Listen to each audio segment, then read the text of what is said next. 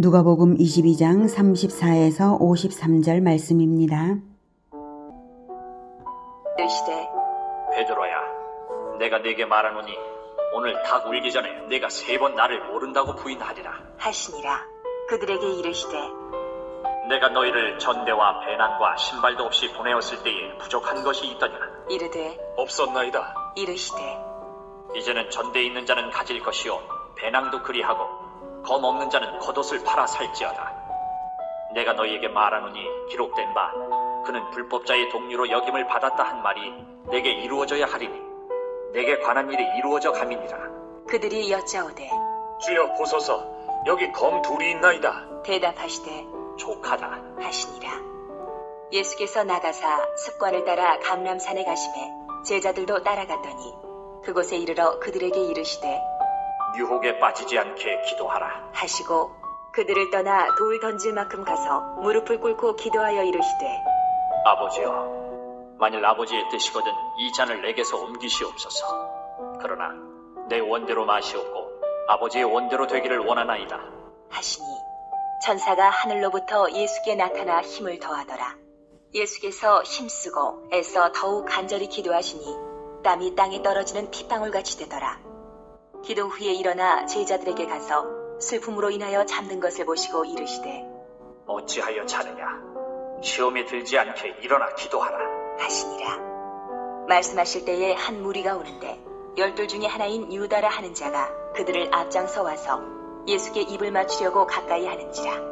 예수께서 이르시되 유다야, 내가 입맞춤으로 인자를 파느냐? 하시니 그의 주위 사람들이 그 된 일을 보고 여짜오되 주여, 우리가 칼로 치리이까? 하고 그 중에 한 사람이 대제사장의 종을 쳐 그 오른쪽 귀를 떨어뜨린지라. 예수께서 일러 이르시되 이것까지 참으라. 하시고 그 귀를 만져 낫게 하시더라. 예수께서 그 잡으러 온 대제사장들과 성전의 경비대장들과 장로들에게 이르시되 너희가 강도를 잡는 것 같이 검과 몽치를 가지고 나왔느냐?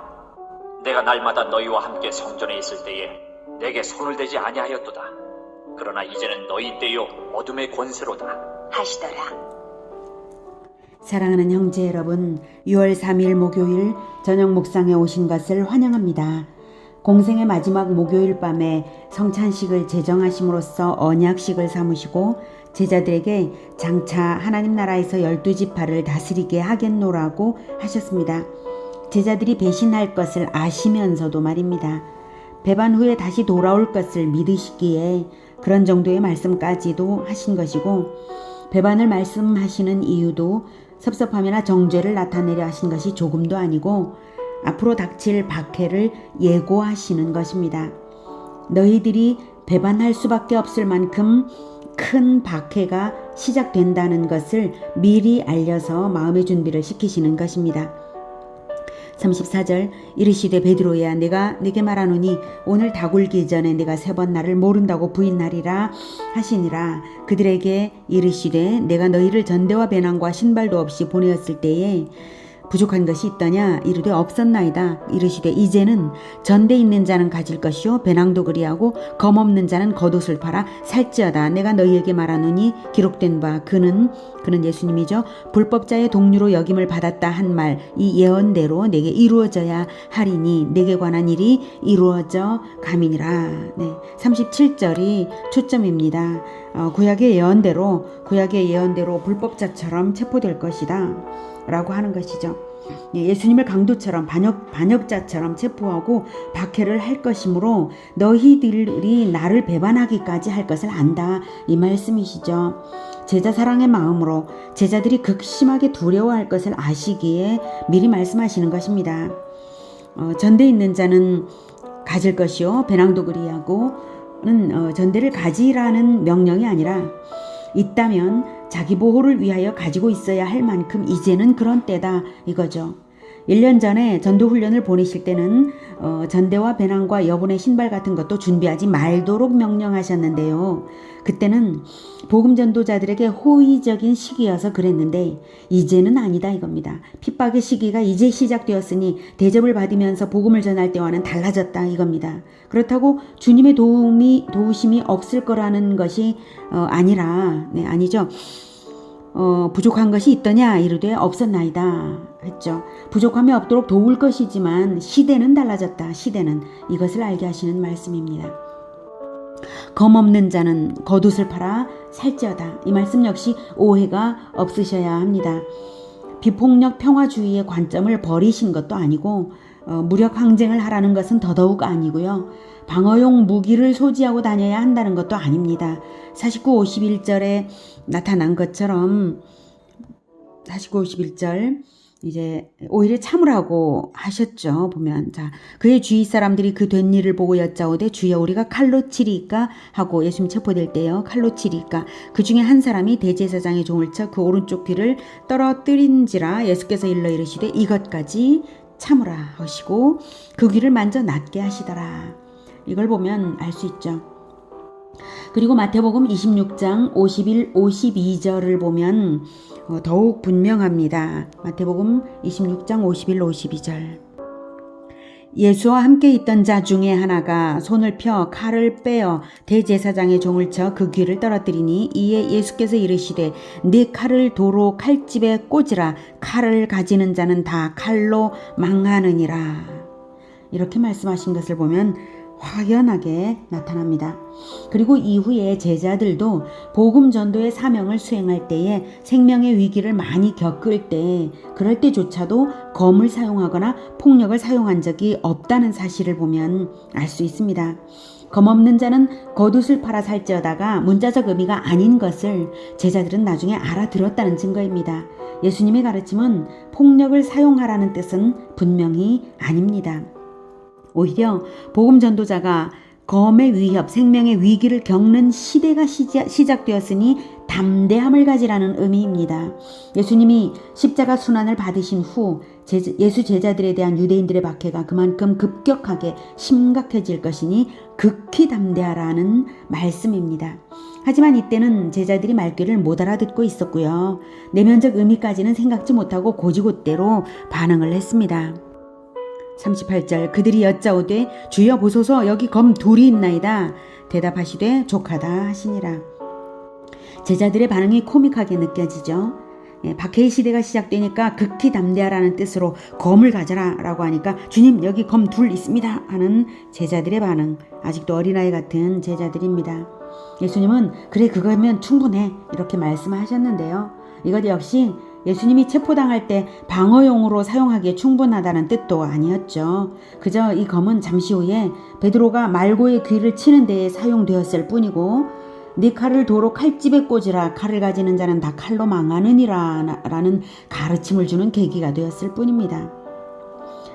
39절 예수께서 나가사 습관을 따라 감람산에 가시매 제자들도 따라갔더니 성찬식을 마치고 감람산에 가셨는데요. 다른 복음서에는 겟세마네 동산에 갔다고 나옵니다. 감람산에 속한 겟세마네 동산에 가신 것이고요. 습관을 따라 가셨습니다. 예루살렘에 오실 때는 늘 감람산에서 야영을 하시고 기도를 하곤 하셨습니다. 그러므로 가룟 유다가 그 장소를 익히 알고 찾아오게 될 것입니다. 가룟 유다는 성찬식을 하는 중간에 자리를 떴다는 것을 요한복음에는 상세히 나와 있습니다. 그래서 가룟 유다는 지금 대제사장들에게 가서 예수 체포 계획에 합류하고 있는 중입니다. 40절 그곳에 이르러 그들에게 이르시되 유혹에 빠지지 않게 기도하라 하시고 기도를 하는 이유는 유혹에 빠지지 않기 위해서입니다. 제자들은 지금 기도가 필요한데 유혹에 빠지지 않기 위해서 반드시 필요한 시점입니다. 그런데 나중에 보면 제자들은 전부 배반의 유혹에 넘어가 버리고 말죠. 기도가 부족했기 때문입니다. 41, 42절 그들을 떠나 돌 던질 만큼 가서 무릎을 꿇고 기도하여 이르시되 아버지여 만일 아버지의 뜻이거든 이 잔을 내게서 옮기시옵소서 그러나 내 원대로 마시옵고 아버지의 원대로 되기를 원하나이다 하시니 예수님도 극강의 고난 앞에서 연약한 육신을 가진 인간이시므로 그 고난을 이기기 위해서는 기도가 필요했습니다. 예수님의 능력이 부족해서 그 고난을 피할 수 없는 것이 아니라 그 고난을 피하지 않기 위해서 기도가 필요한 것이죠. 순종하기 위해서 기도가 필요한 것이죠. 제자들과 조금 떨어진 거리, 돌 던질 만큼의 거리이니 서로 간의 기도가 방해가 되지 않으면서도 제자들이 들으려고 하면 들을 수 있는 거리였죠. 그래서 예수님의 기도가 기록으로 남은 것이고요. 기도의 내용은 아버지의 원대로 되기를 원하나이다 입니다.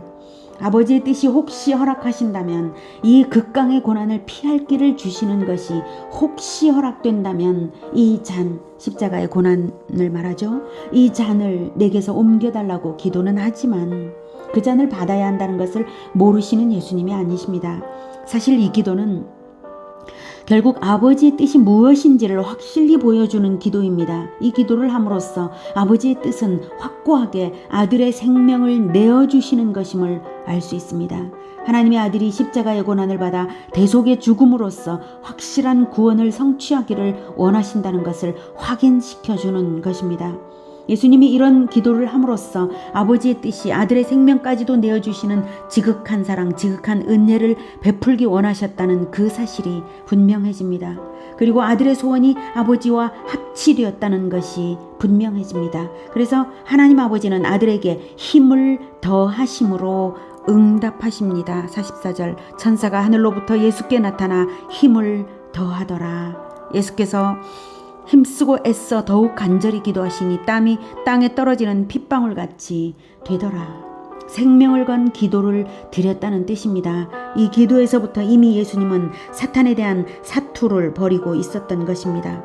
기도 후에 일어나 제자들에게 가서 슬픔으로 인하여 잠든 것을 보시고 제자들은 슬픔 때문에 잠들었습니다.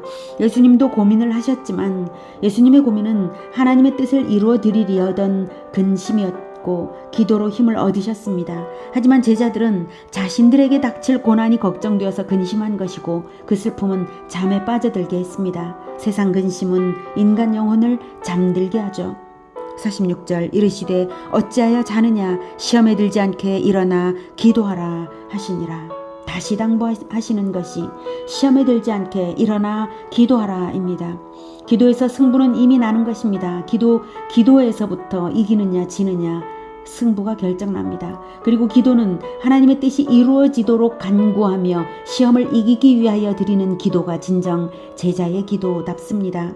47, 48절 말씀하실 때에 한 무리가 오는데 12 중에 하나인 유다라 하는 자가 그들을 앞장서 와서 예수께 입을 맞추려고 가까이 하는지라 예수께서 이르시되 유다야 네가 입맞춤으로 인자를 파느냐 하시니 조명이 없던 그 당시에 밤은 어둡고 얼굴을 식별하기는 어렵죠. 그래서 정확히 지시해 주어서 체포를 할 수 있도록 군호를 입맞춤으로 지정해 두었던 것입니다. 49절 그의 주위 사람들이 그 된 일을 보고 여짜오되 주여 우리가 칼로 치리이까 하고 그 중에 한 사람이 대제사장의 종을 쳐 그 오른쪽 귀를 떨어뜨린지라 예수께서 일러 이르시되 이것까지 참으라 하시고 그 귀를 만져 낫게 하시더라. 네.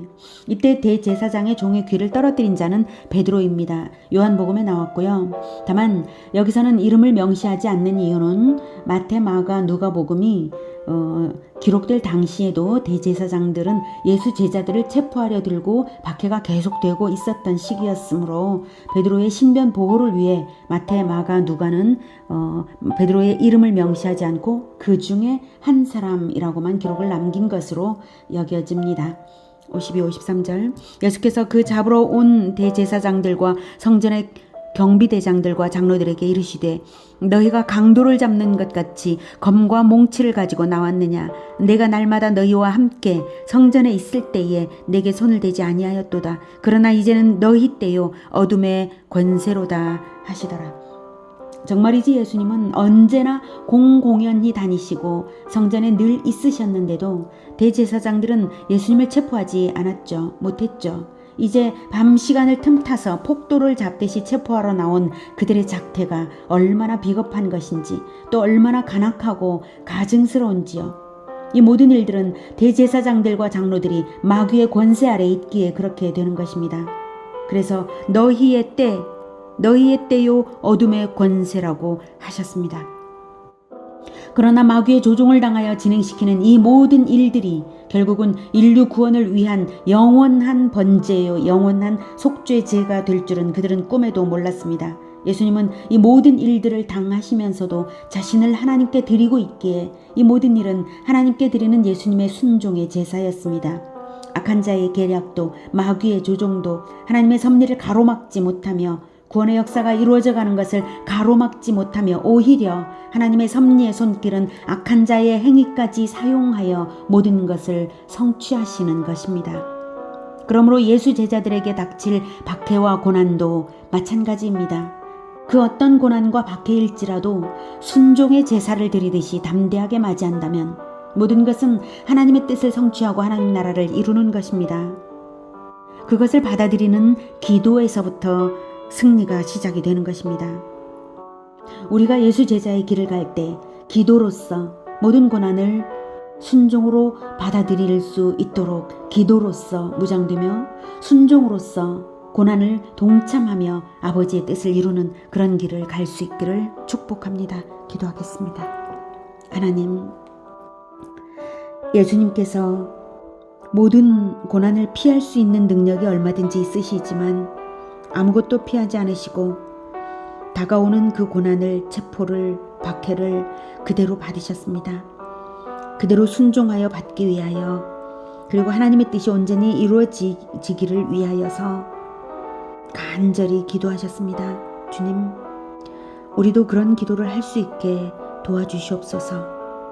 우리에게 다가오는 고난이 있다면 그 고난을 피하지 않을 수 있도록, 그리고 순종으로 받으면서 하나님 나라가 이루어지기를 간구하고 하나님의 뜻이 이루어지기를 간절히 원하며 나를 내어드리는 그러한 기도를 할 수 있게 하옵소서. 그리고 담대함으로 받아서 온전히 하나님께 올려드리는 순종의 제사가 될 수 있도록 주님 도와주시옵소서. 우리는 너무나 연약합니다. 하나님의 뜻이 이루어지기를 근심하며 기도하기보다는 나에게 다가오는 고난이 두려워서 근심하는 우리들입니다. 주님, 우리들의 마음을 불쌍히 여겨주시고 성숙하게 하여 주시옵소서. 예수님과 같은 그 마음, 아버지의 뜻이 어떻게든 이루어지도록 기도하는 그 마음 우리에게 허락하여 주시고 오직 예수님을 따라 기도와 담대함으로 순종의 제사로 나아가게 주님 도와주시옵소서. 예수 그리스도 이름으로 기도드립니다. 아멘. 이어지는 시간은 개인 기도 시간입니다.